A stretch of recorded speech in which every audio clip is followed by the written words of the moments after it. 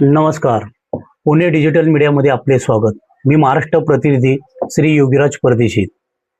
Delhi net paper फुटी घोटाळ्यानंतर शिक्षण मंत्री धर्मेंद्र प्रधान यांच्या राजीनाम्यासाठी दिल्लीत मोठ्या प्रमाणात आंदोलन सुरू होते. दिल्ली जंतर मंतरवर विद्यार्थ्यांवर लाठीचार्ज करण्यात आला. हे विद्यार्थी होते का दहशतवादी होते, जे पुस्तक घेऊन स्वतःच्या व इतर तरुणाच्या भविष्यासाठी संसदेवर मोर्चा काढून न्याय मागत होते. विद्यार्थ्यांचे डोके फोडण्यात आले, महिलांना गुप्त जागी मारहाण केली. पोलिसांची दहशतवादी सारखी वागणूक कितपत योग्य आहे? तोंड बांधलेले, नाव लपवलेले गुंड प्रवृत्तीच्या लोकांचा समावेश करून विद्यार्थ्यांवर लाठीचार्ज करण्यात आला. यांना परिवार माणुसकी नाही का? या आंदोलनात भाजपचे RSSचे गुंड सामील झाले असे आरोप करण्यात आले आहेत. नेमके हे कोण आहेत? याची चौकशी करणार कोण?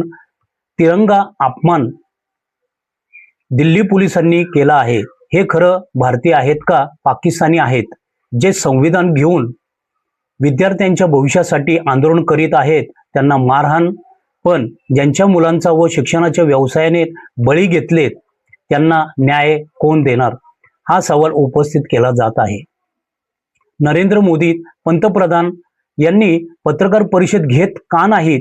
त्यांना विदेशी दौऱ्यातून वेळ मिळाल्यानंतर या व्यवस्थेवर बोलणार का?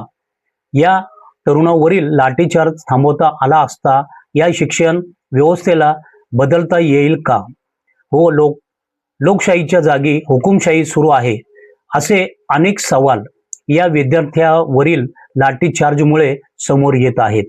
अनेक राजकीय पक्षनेते, अभिनेते, सामाजिक कार्यकर्ते या आंदोलनात पाठिंबा देण्यासाठी जंतर मंतरवर भेट देत आहेत. या हुकुमशाही विरोधात जंग सुरू झाले असल्याचे बोलण्यात येत आहे. खरंच शिक्षण व्यवस्थेचे मुलांचे भविष्य चांगले होणार का? खरंच आजचे दिन येणार का? मी महाराष्ट्र प्रतिनिधी श्री योगीराज परदेशी. आपण पाहत राहा पुणे डिजिटल मीडिया.